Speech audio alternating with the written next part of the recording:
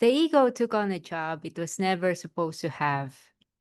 It appointed itself the doer, the liver of life, the one in charge.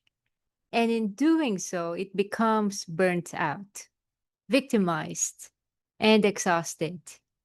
But what if you didn't have to do any of that? What if, like watching your favorite character in a movie, you could just sit back and be curious and let the true self take over and run the show, with the ego at the back seat, simply along for the ride? This is what you might call ego death, and it's not mystical or otherworldly. It's actually pretty pragmatic and practical.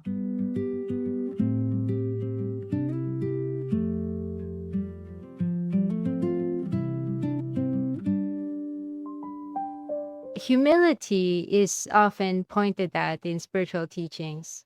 This is because the mode of the ego self is arrogance, erectedness, self assertion.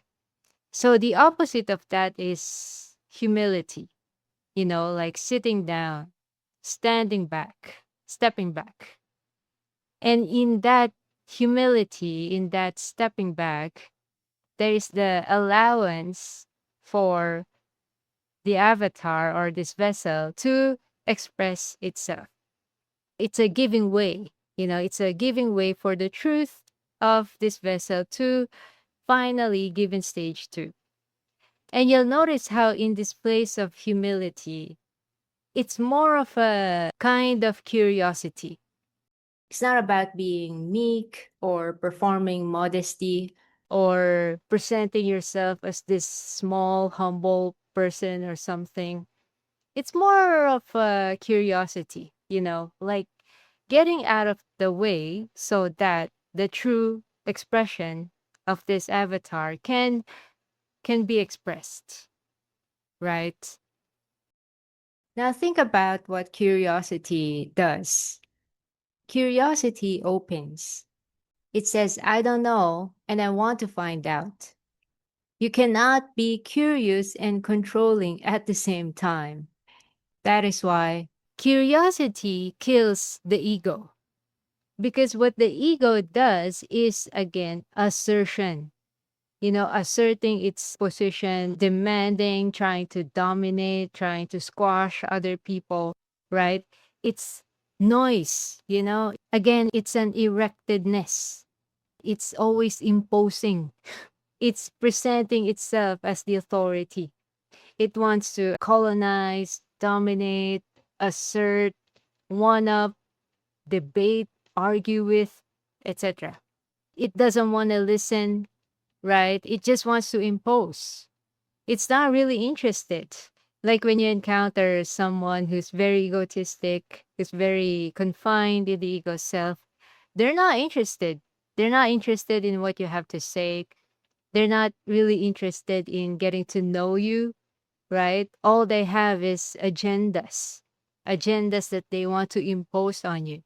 The box in their head that they want to put you in, that they want to impose on you, right?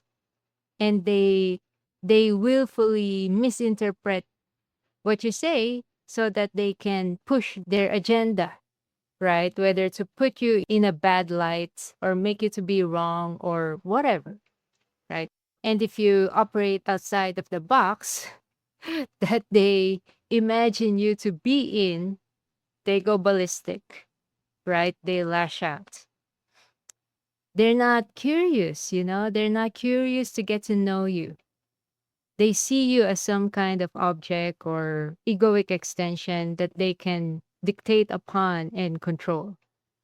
And so the opposite of that is, again, humility. Humility and curiosity. Now, when we are curious about someone or something, when we are interested in it or in them, we are in that open place, right? We want to know. We want to get to know. We we are curious. Let's say when we are watching a movie, We are not imposing upon the movie. We are not dictating upon the movie that this should happen and this will happen and you should do this, you should do that. Right? We're in a curious place. What will happen? What will that character say? How will that character react? How will that character respond? Right? We're in that open place, you know? Especially, let's say, when it's our favorite character, right? We are tuned into it, right? We are tuned into the character. We're very interested. We're very curious.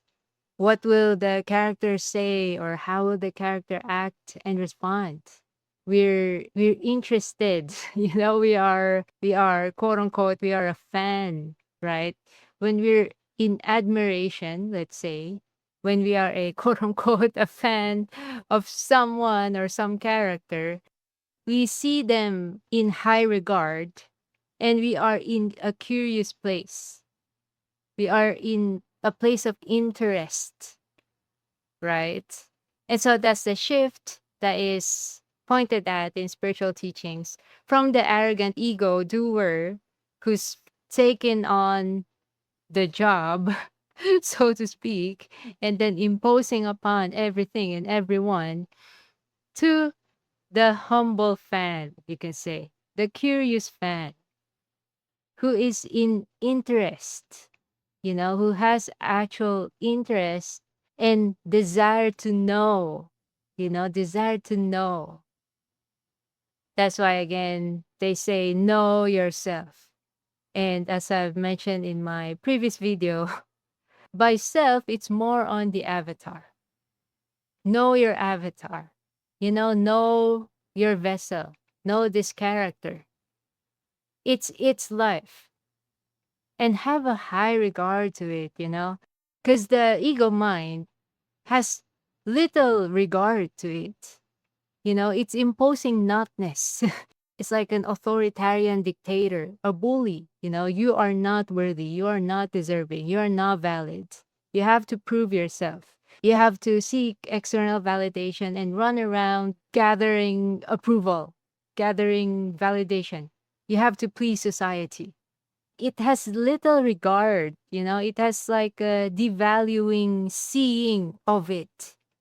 And so, being in a place of curiosity, you have respect, you have high regard for it, hence, you are listening to it, you are in interest towards it, right? You are curious.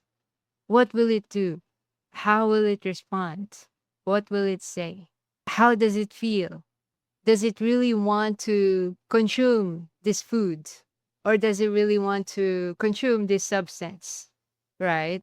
It's actually getting to know it and not colonizing it, not hijacking its presence, you can say. Not speaking for it, but let it be the one to speak. You know how, like, those overbearing parents, they don't like encouraging or supporting autonomy of their child, and so they speak for their child, right? They impose on their child.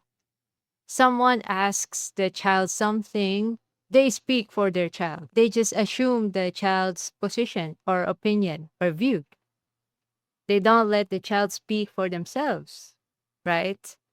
And of course, this is when the circumstance is okay, right? I'm not talking about, in a place of danger or a dangerous circumstance, but, letting the child have their say, express themselves.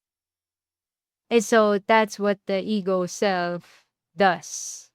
It hijacks that, right? It hijacks or colonizes or steals autonomy. You can't have that. I'm the one. I'm the controller. I'm the doer. I'm the liver of life. This is mine. This is my life. And then because of that, it feels burdened and it gets exhausted. And now it's a victim. And now it lashes out. You see, it's creating its own problem. It's a suffering. It takes on the job to live life again, to be the doer, and then it feels victimized. It feels diminished. And it wants to control everything because it doesn't want to be depleted or diminished or expended, right? But that's the thing. It doesn't have to.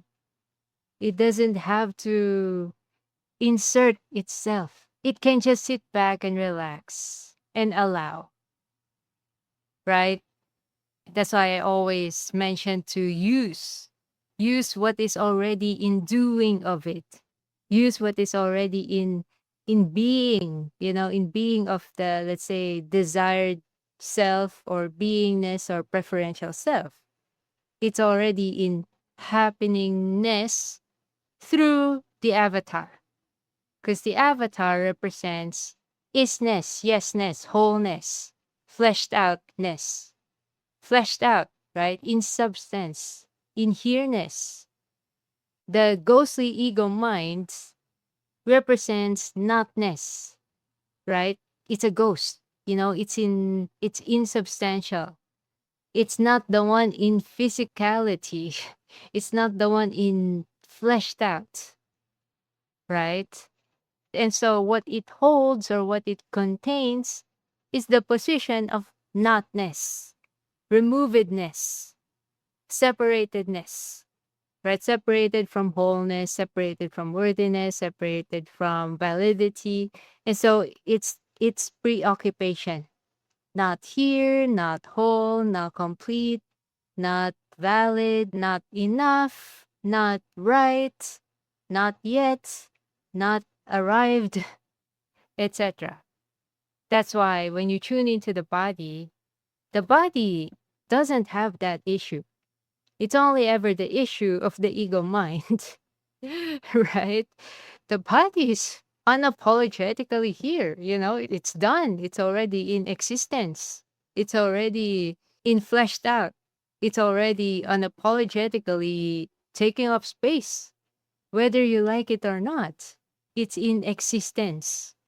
What it contains is presence.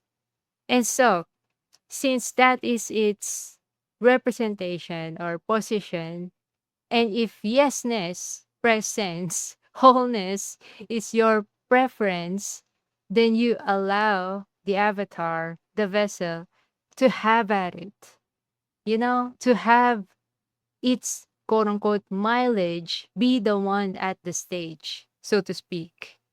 Use its mileage, basically. As I've mentioned in my previous recording, you can say that the awake embodied place is basically being a narcissist without harming or abusing or exploiting other people, without throwing away integrity and values, right? And so, how a narcissist is that it doesn't want to be touched, it doesn't want to be expended. It will use people and expend people and exploit people so that it remains untouched, so that it's not going to be diminished. And so applying that here, it's directing that using or utilizing from out there to over here. So instead of, again, expending yourself, the ego self, because it doesn't want that, right? It just gets burdened and feels diminished and victimized. And so instead of using, quote unquote, using other people, we direct that here, we direct that to the mileage of the character of this avatar. We use the mileage of this avatar. And when it is directed from out there to here, it's not so much an exploitation, but giving it the stage, It's a win-win thing. It's beneficial for the both of you, the avatar and the ego self, because the ego self doesn't get expended. It remains untouched. And the avatar, the character, gets to finally live its life, right? The whole gets to be expressed, gets to be known. When the ego or when we are in a place of curiosity or interest, then we get to know. And another thing, isn't it that the ego loves novelty? It wants something new. But that's the thing, it can actually enjoy that right here when it's in allowing, when it's in this place of unknown. Now, the term unknown is not like some mystical, magical, whatever thing. It's practical, mechanical, pragmatic. Unknown only means you don't know. So you're in a place of interest. Again, like when you're watching a movie, you don't know how the movie will unfold, right? You don't know how will the characters respond. So you're in a place of not knowing, the unknown. You have no idea. That's why you want to know. That's why you're there, tuned into the movie because you're interested. You're curious on how it will unfold, how it will progress, how will the characters respond. That's basically it. That's the unknown, right? So when we are in this place, then we are actually in enjoyment of novelty because we don't know, we're not imposing. We're not in dictatorship, you know, we're not in self assertion and colonizing. We're in admiration or we're in respect.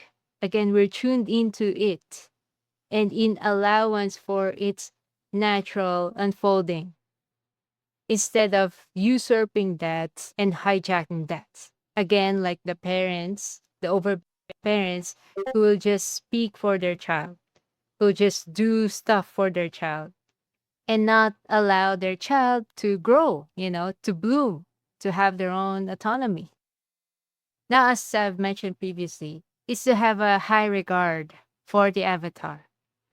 Like, think back when we were young and we quote unquote idolize some celebrity, right? We see them highly, we put them on a pedestal, and all the good qualities we project on them, even though it's probably not true, right? It's only ever our imagination or our image of them that we are projecting onto them. So that's how we are when we were young. We're looking towards the outside, right? We are directing all the good qualities outside. We are in projection, we are in pedestaling. Now, that tendency to follow, to hold in high esteem, that's not a bad thing in itself. The question is just, where is it directed? That is why that same tendency, instead of directing it outside or to other people, rein that back here, redirect it over here. It's all a matter of directing what we always put out there to here. And the same with people who have a tendency to be a follower, a guru, or are prone, right, prone to join a cult, you know, and because there's that tendency to project, there's that tendency to direct the following out there. And so again, instead of directing that over there, direct it over here to your own avatar, to your own vessel. The body is the guru, the body is the quote unquote the cult leader. The body is that quote unquote, idol, whatever that you're idolizing when you were young. Recognize that here and be a follower of it.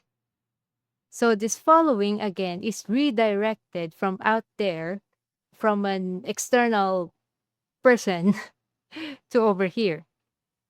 You become its supporter, you become its appreciator so that your power is here and not over there. You see? So someone who is in a cult, their power is over there to the cult leader, right? They have given their following to that cult leader and they become empty, right? Empty of self, but at the expense of their own truth. of the truth of their avatar. Instead of serving here, they serve the cult leader. They charge, they give their currency away to the cult leader. And as we can notice with cult members, they are dependent, right?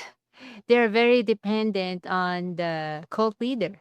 They cannot operate without the cult leader.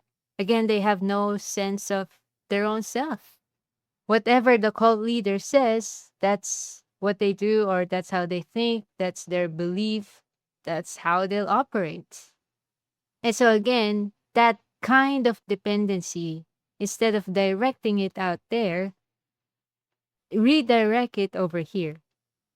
Be dependent, you could say, on the avatar. Have it be your requisite interface, you could say. You know how the narcissist is an outsourcer. Again, because he doesn't want to be touched. Labor, it outsources labor. Responsibility, outsource that. If there's an emotion that comes up in them, I don't want to face that. I don't want to see that. Outsource. Dump. Dump it on other people. Accountability, nope. Dump. Dump on dump on the external. Have someone be the scapegoat. Have someone be the fall guy. They're totally dependent on the external. They want to feel good about themselves. They have to siphon that or extract that from the external. Or they have to put down other people or harm other people or devalue other people to feel good about themselves. It has to be like outsourced. It has to be directed always at the external. And so that tendency of outsourcing instead of outside the external, direct it to here, to the avatar. Be dependent on it. Again, it's like an interface, or it's like a processor, you can say. Like, for example, ore has to go through the smelter before we can actually make use of it, right? Before it gets turned into a valuable metal. And so we are dependent on the smelter. It's a requisite, you can say. We can't do without it. The same with, let's say, water filter. In my country, you cannot directly drink from the faucet. So you're dependent on the water filter. The water has to pass through the water filter before it can be usable. Or let's say a lawyer, you know, you require a lawyer to go through the documents, to go through the papers and to go through the contract, the all the nitty-gritty of the documents, right? So you're reliant on the lawyer. It has to pass through its hands. It has to pass through that vessel, you can say.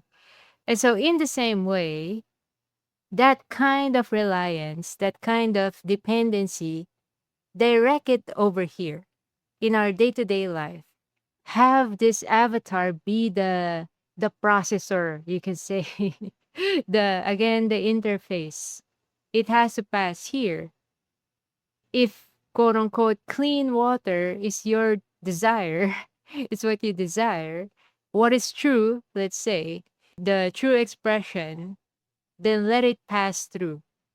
Have it be processed instead of putting out unprocessed dirty water, you can say. Now, the term ego death gets thrown around a lot, and it usually gets treated as something mystical, some dramatic spiritual event, some peak experience. But mechanically speaking, from a mechanical perspective, it is this. It's a kind of collapsing. Like imagine a separated fragment and it's now in joining in with the whole, in cooperation with the whole. The ego's position is separatedness, right? Turned away from wholeness, from isness, right? And if that position is no longer honored, is no longer empowered, right? Authority is no longer charged into there, then it kind of collapses back into the whole, into the body, the vessel, with the vessel as the authority. And so the ego position is quote unquote dead, it's collapsed, right? It's like perhaps when the time comes when we no longer need the government, maybe 1,000 years from now, when humanity has finally grown up and we can operate via, simple organization and synchronicity, then the government, the people in power who is lording over the whole world, that position is no longer, right? It's collapsed. It's collapsed into the whole. When the whole finally is the one honored, it's the one given stage, it's the one respected instead of the fragment, the separated fragment ruling over the whole. So imagine when the position of the ego is collapsed, right? So there's no longer any fuel available other than the whole's fuel, other than the mileage of the whole. And so you are dependent on it. You are in outsourcing. Since the ego doer's tank is empty, right? There's no fuel here. There's no mileage here, you can say. Then you are dependent. You cannot do without outsourcing, right? It's like when you're empty, you have no choice but to outsource because you don't have anything. So you outsource that which contains, that which is in containing of it, of goodness, of wholeness, of processing, of action, of living life itself, basically everything. In essence, basically, if the ego is charged, is in erectedness, if the fragmented ego aspect is given attention, given authority, is honored, like for example, our government system is in place because it's being honored, right? It's being charged. It's being given authority. When the time comes when there's no longer charging of it, then that's the time it collapses. And so, in the same way, when the position of the ego self as the authority is no longer given authority, it's no longer given honoring to, then it will collapse, right? And it has no choice but to join in the whole because its position is taken away from it. Its hands have become empty. And so it has no choice but to outsource, right? But to outsource the fuel or the mileage of of the vessel. It has no choice but to cooperate and basically also enjoy, because the burden is no longer in its hands. The job is no longer in its hands. So it's not going to be quote unquote expended. It actually becomes untouchable, right? Which it always wants anyway.